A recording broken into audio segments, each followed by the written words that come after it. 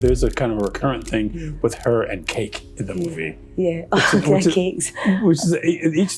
Oh God!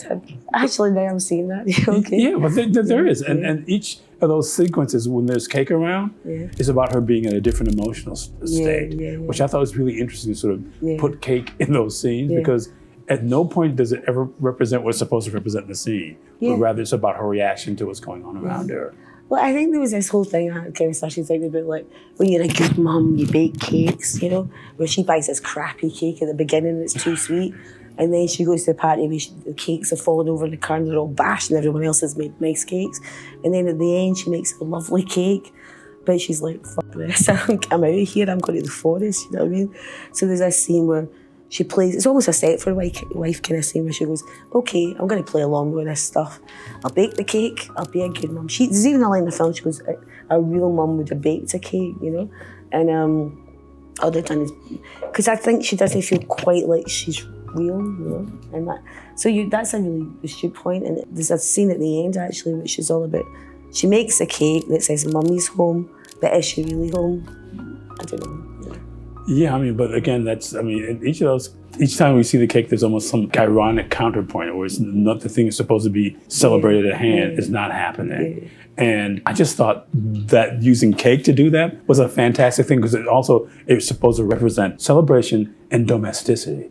And there's no celebration and no domesticity in her life. So using that as this kind of visual metaphor for that, I thought was astonishing. No one's ever actually seen that before. Thank you. Oh, really? Nobody's ever said that before? No. Okay. No, but that's good. That's good because that's what I was thinking while I was making the film. So it's quite strange, you know, that you said that. You know. Oh, okay. Yeah. Well, I feel like it's kind of hard to miss. Film director. That's really lost on them. But